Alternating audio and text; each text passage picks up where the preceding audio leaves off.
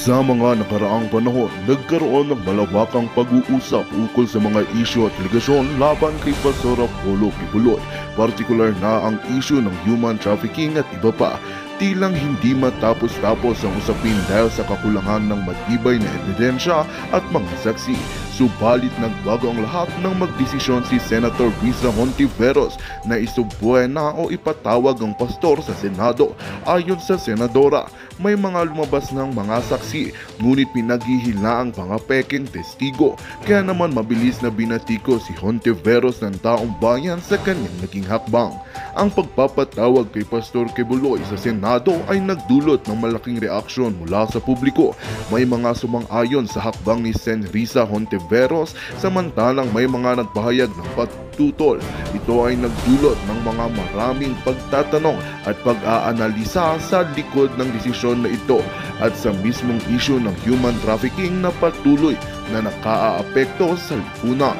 Bukod dito, nagbigay din ito ng pagkakataon para pag-usapan ang suriin ang mga hakbang na dapat gawin upang masugpo ang mga krimen na kaugnay sa human trafficking. Well, isang itong katunayan na dapat nating pagkatutukan. Ngunit bagong lahat, siguraduhin mag-subscribe at i-hit ng notification bell para sa patuloy na pagtutok sa mga suliyap ng bagong balita sa tunay na boses ng masa.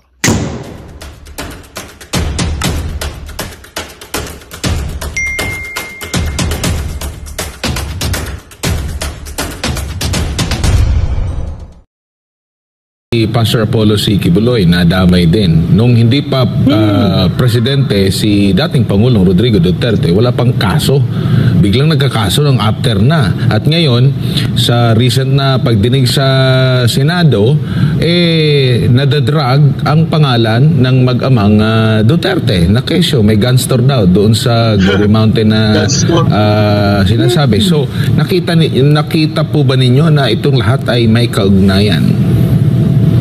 Oo naman, Admar Clarado. Alam mo, sa FBI sa US, kung nasa wanted list ka, napakadaling extradite eh. Yes. 11 years? Seriously, 11 years na pala si Pastor Kibuloy may ganon mga issues?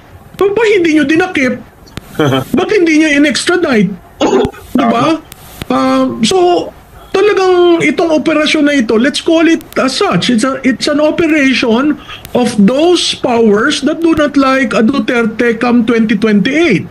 And they have learned a lot from what they did to then Vice President Jojo Binay. They used the Senate.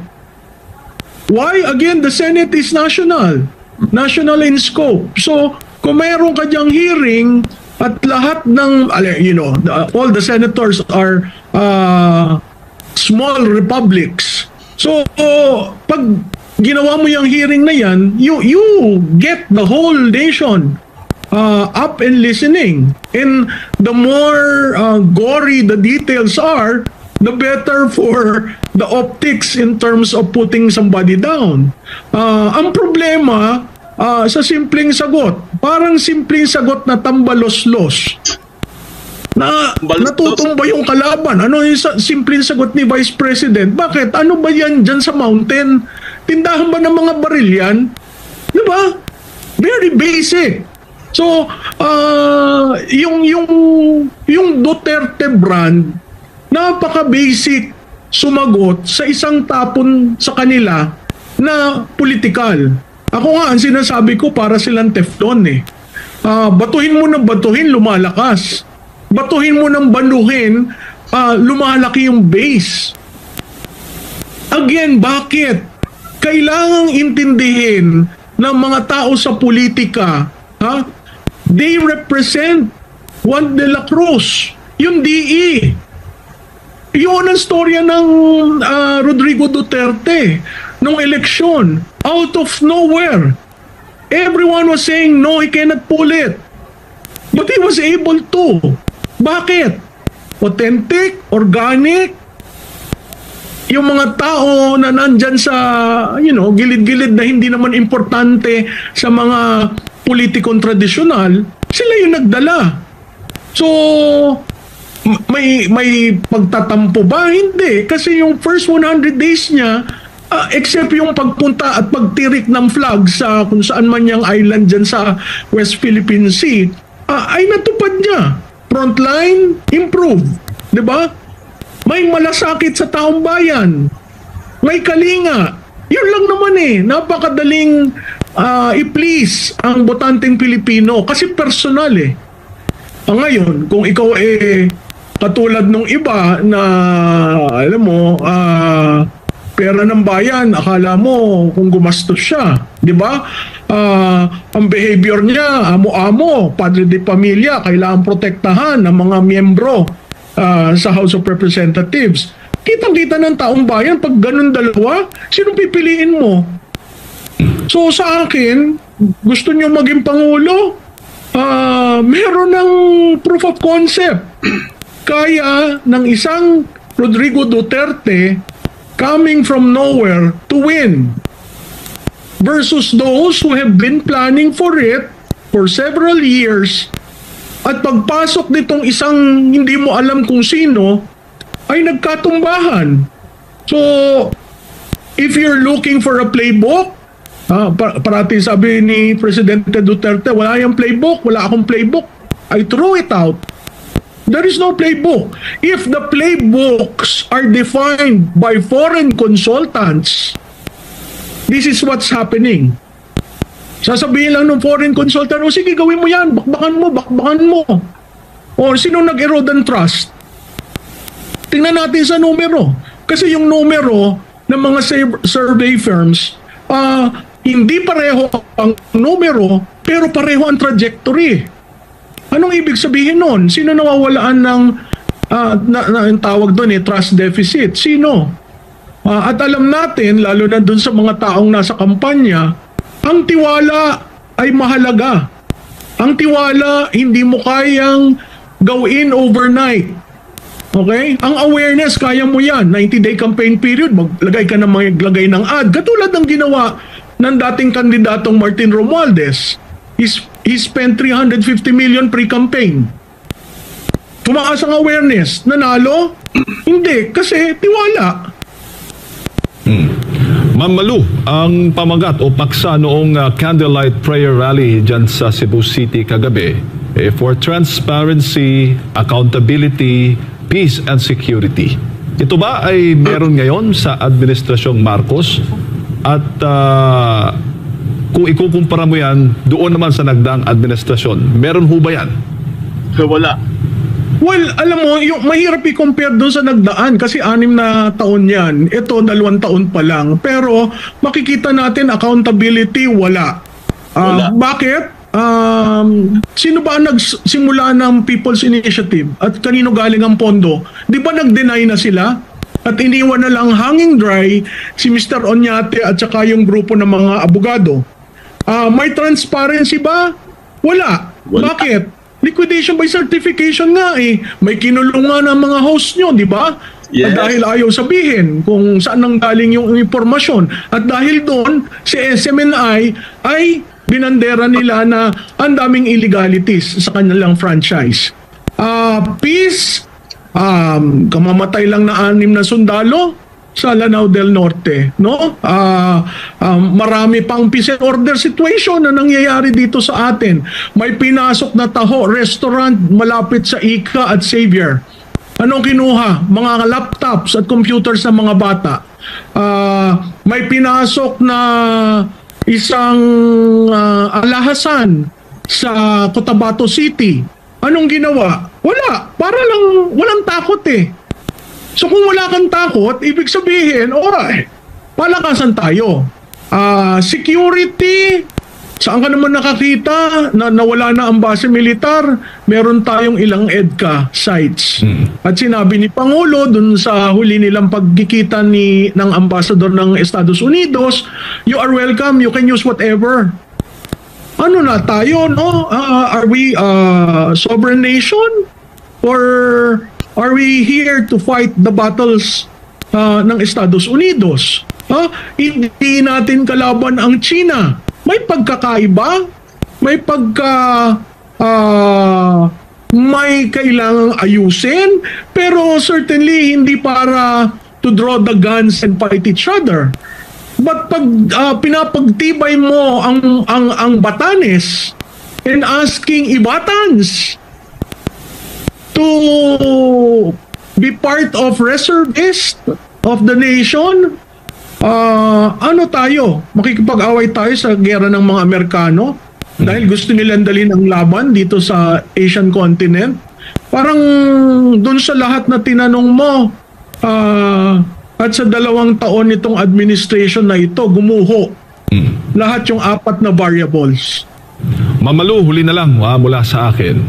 Kapag itong prayer rally tuloy-tuloy ni dating Pangulong Duterte at mga Dutertes, mga personalidad, ito ho ba, ano bang magiging implikasyon? Mas lalo pang magpapahina sa administrasyong Marcos, bagay yung tiwala ng taong bayan hihina na, mawawala na ng kumpiyansa, at yung Dutertes mas lalo pang lalakas. Ano bang nakikita po ninyo? Well, alam mo, wala ako kasing crystal ball na katulad na kay Harry, no? Ako lamang ang tinitingnan ko yung mga certain signs, no? Hihina ba ang administrasyon? Nasa sa kanila kung paano sila lalakas at hihina. Nasa sa kanila kung paano sila sasagot. Alam mo, itong si dating Presidente Duterte, tagapagsalita lamang. Pero ang mas nakakataas balahibo ay pag dumadami ang tao. Dapat yan bantayan nila, no? Dahil hindi yan walang bigas na dinistribute, walang ayuda na dinistribute, organic, katulad na nga sabi nyo. Nasa sa kanila yan. Kasi kung hindi nila papansinin yan, lalaki at lalaki yan. Ngayon, kung aayos ng serbisyo, mas magiging mapagkumbaba kisa sa elitist behavior ng leadership natin. Sa tingin ko, medyo yung mga tao magsasabi, bigyan pa natin ng pagkakataon si Pangulong Marcos, no? Wala namang Pilipino ang gusto ay gulo. Tayo nga umabot ng ilang dekada under the father, si McCoy, no? Bago tayo nakita natin ang lakas ng loob na sabihin enough is enough. Pero ito, na yung total disregard sa taong bayan, medyo telling yan. So, sa akin, pag nag-snowball, dumami ang sumasama, medyo nakakatakot yan. Mamalu, maraming salamat po sa inyong oras at panahon ang ngayong gabi. Sa ulitin po, ingat po kayo. Salamat rin sa inyo. Maraming salamat si Mamalu Tiquia, isang political strategist at ang founder and CEO ng Publicus Asia, mga kapartner. Ayan po si Miss Malu Tiquia, ang ating idol, no? Napakagaling talaga niya, no? Magaling siya magbigay ng kanyang analysis. Itong the best, no? The best talaga siya sa as political strategist, mga kaibigan. Sa totoo lang, guys, sino ba nag-umpisa? Sino ba nag-umpisa ng gulo? Diba? Tayo ba? Mga Duterte ba? Si VP Sara ba nag-umpisa ng gulo? Siya ba naghamon? Siya ba ang sinisira? Siya ba ang naninira? Hindi po. Tahimik po si Digong. Tahimik din si VP Sara. Lalo na si tatay na nahihimik sa Davao. Nagre-retire na siya. Retirement, nag-i-enjoy na lang siya sa kanyang retirement. Nagmumotor-motor na lang siya. Namamasyal siya. Wala po silang ginagawang gulo. Wala po silang ginawang away dito. Hindi po sila ang nag-umpisa. Ang nag-umpisa lahat niyan, etong si Tambaloslos at si Ahas. Diyan umikot. Itong 3 kagwang sa kamera, nakikigamit na lang yan, nagagamitan na lang sila. Tambaloslos, saka 3 kagwang, naggagamitan silang dalawa. Ayan palitan sila. Plastikan, kumbaga. Pero hindi po nag-umpisa ng away si Pangulong Duterte, si Tatay Digong. May edad na yung tao eh. Medyo may matanda ng tatay natin. Manggugulo pa ba si Tatay Digong? Kaya po siya lumabas doon sa prayer rally sa Davao at nagsalita siya ng maaanghang na mga salita dahil po out of exasperation. Diba? Galit siya eh. Dahil hindi nyo inayos ang Pilipinas. Pero kung sasabihin nyo na ang nag-umpisa ng gulo, ang mga Duterte, mali po yun. Dapat kasi pababain nyo na sa pwesto si Tambaluslos. Hindi nyo kasi pinababa eh. Diba? Ginugulo nyo lalo ang Pilipinas. Lalo na yung kay Bantag. O balikan natin sa Bantag. Anong nangyari doon? Marami pong nagre-request. Marami pong mga kababayan natin na nagdi-demand na sana man lang ano sa Senado si Bantag para marinig natin si Bantag. Hindi nila ginawa yun. Balik naman tayo, punta naman tayo kay Teves, ganun din. Requested din yun na sana man lang madinig yung side niya by Zoom sa kamera. Anong ginawa nila? Hindi rin nila pinakinggan. At eto naman ngayon, etong nangyari kay Pastor, ganun din. Same pattern lang guys. Hindi nila pinakinggan. Tapos ngayon sasabihin nyo, nanggugulo, Duterte, nanggugulo daw sa bayan, nanggugulo daw sa administrasyon. Hindi po sila nanggugulo. Inaayos lang nila yung kamalian or yung imperfection ni Kuting dahil hindi naman siya ang naging Pangulo.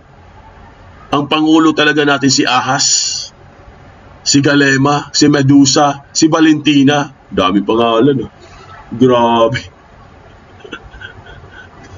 Di ba? Di ba Chinita Santillan? Si Santillan. Hi Ella Carino, thanks. Have a blessed, beautiful day to you. Elena Calapis. Ayan.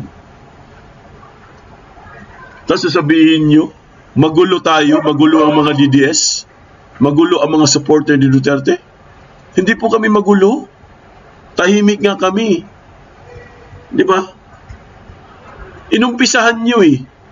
Siyempre pag siniraan nyo si Pipi Sara, sasagot kami. Pag siniraan nyo si Digong, sasagot kami. Siyempre, mga ano namin yan eh. Yan yung mga future leader natin yan. Tapos sisiraan nyo lang. Kasi ang gusto nyong maupo, magnanakaw. Ang gusto nyong umupo, hindi nagsasalita, puppet. Gusto nyo kasi, kinokontrol nyo kasi. Gusto nyo yung nakokontrol nyo. Pag sinabi nyong kaliwa, kaliwa. Pag sinabi nyong kanan, kanan. Pues, ang mga Duterte hindi ganun. Ang mga Duterte ay talagang born to be a leader. May leadership po. Diba? Tingnan nyo si Baste, oh. Tingnan nyo si Baste. Sabagay, napakinggan nyo naman si Baste, diba? At nakita nyo siya kung paano siya mag-deliver ng kanyang speech. Kahit alam natin Bisaya yun at marami kong hindi nakakaintindi. Pero, tingnan nyo naman. Pag siya ang nag-speech, direct po sa mga taong bayan. Wala pong pasikot-sikot, walang binabasa, walang paligoy-ligoy. Direct to the point. Parang si Attorney Harry Roque, di ba? Walang binabasa, walang direct to the point din si Attorney Harry Roque. Ganon din si Tatay Digong. Para-pareho sila guys. Yan ang brand of Duterte, no? Brand of leadership ng mga Duterte. Kaya kayong mga dilawan, mga kakampwet, mga budol-budol, kayong kampo ni Butod, kampo ni Kuting, kampo ng mga kagwang, sisihin nyo yung mga sarili nyo. Hindi kami. Di ba? Kasi, kung ano-ano na lang mga pinagsasabi nyo sa mga Duterte. Samantalang, nung panahon ni Duterte, talagang nanghuhumaling pa kayo. Talagang iniidolo nyo si Tatay Digong.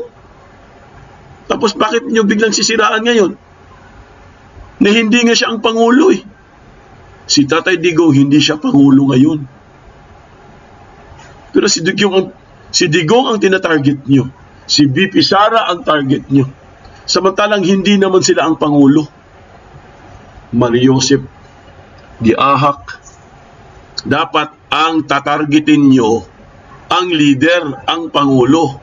Kung tama ba ang kanyang pamamalakad. Well, sabi ko nga sa inyo guys, hindi naman tayo namimintas, no? Hindi naman lahat ng wala naman perfecto, sabi nga nila, di ba? Walang perfecto.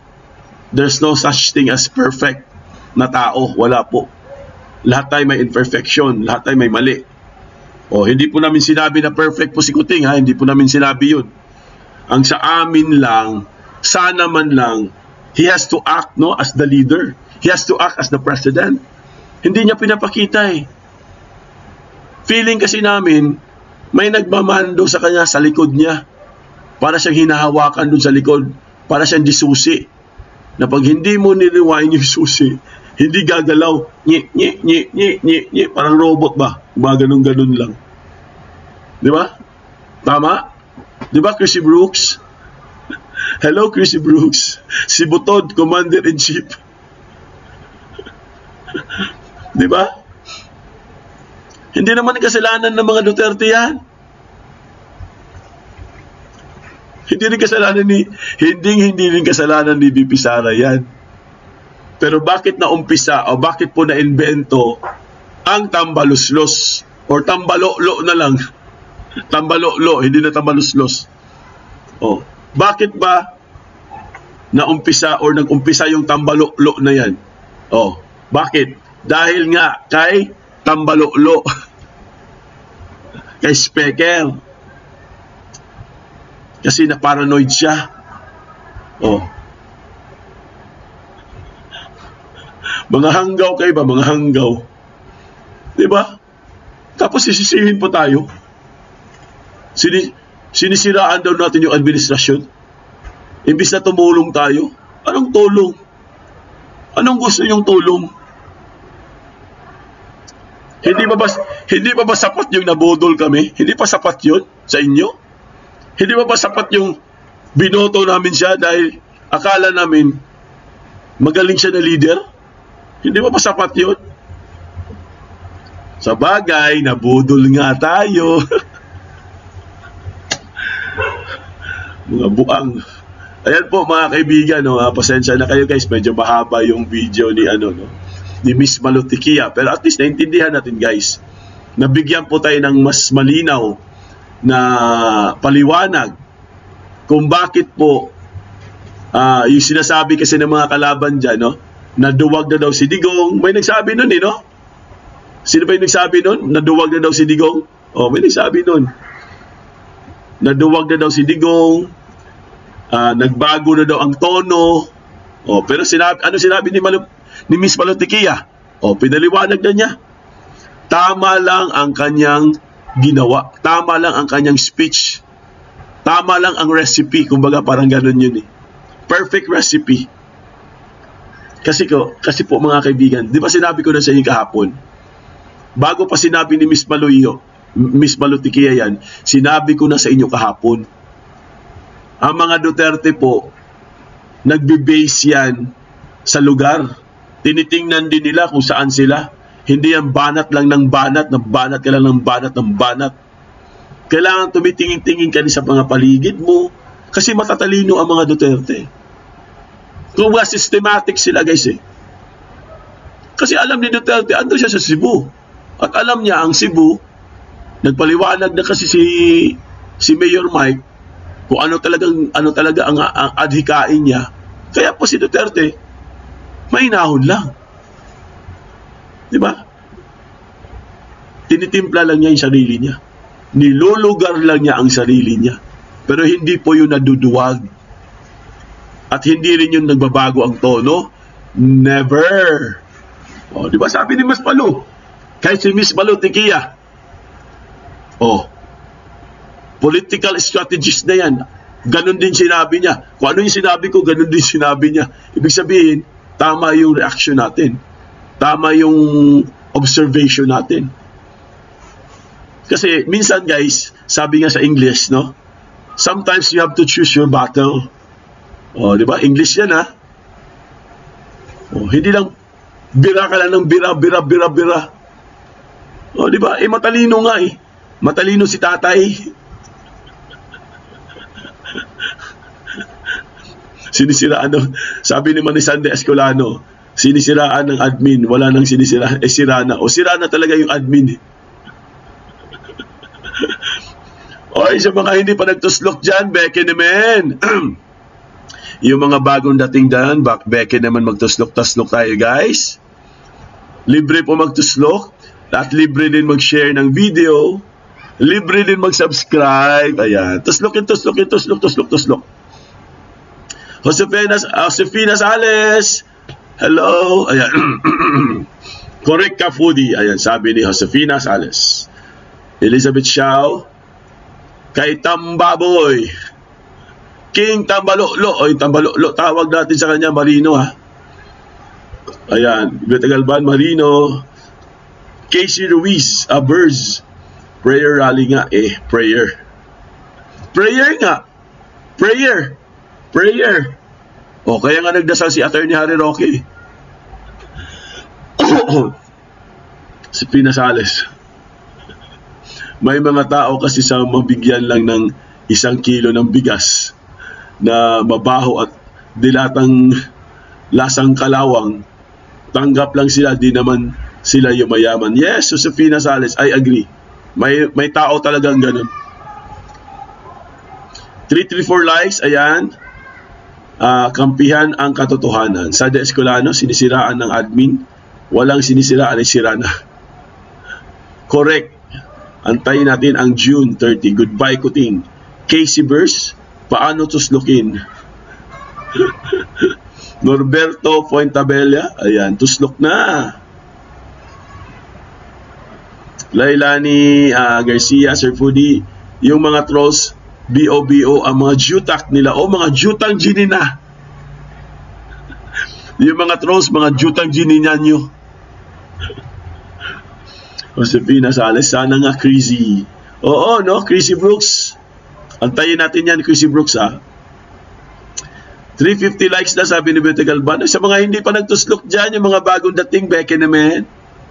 Pagmumukha nga lang ni Lisa Smugs, sira na ang gobyerno. Tama. Oo, sa mukha lang niya eh. Parang sikutin nga, parang nahihiya pa sa kanya eh. Parang ayaw niya dalhin sa mga travel niya si Butod eh. Parang kinahihiya niya si Butod. Mahirap daw magdala ng katulong eh, sabi ni Kuting. Beauty Galban, 362 likes. Ayan, tuloy-tuloy lang tayo guys. Tuslok-tuslok lang kayo mga kaibigan. Ayan, si Elizabeth Xiao, Josefina Sales, dala ng kahirapan. Ayan.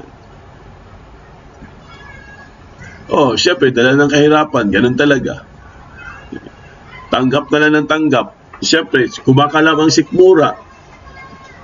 Wala din naman mga trabaho. Wala maayos na trabaho. Ganun talaga, guys. Ayan, 366 likes, Beauty Galban.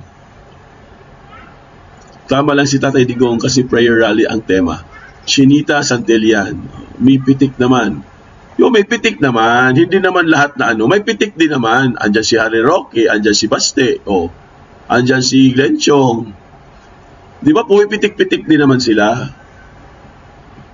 Ella Carino, the end is near, Kuting. Next sa Luzon na ang prayer rally. Malamang Ella Carino, no? Hindi lang natin sure. Chrissy Brooks, Josefina Sales, this is the meaning of the last portion of PRD speech, which she said, the fiesta of San Pedro, that will take 2 days. The deep meaning is mag 2 years na si Kuting by that time. Lailani Garcia, sabay nila, dila ang Butod. Oh, si Butod pa, dila pa yun eh. Kakahiya eh. Josefina Sales, ang taong bayan ang maghihirap talaga, walang malasakit itong Pangulo nila. Opo sir, mukha ngang katulong si Lisa Smugs.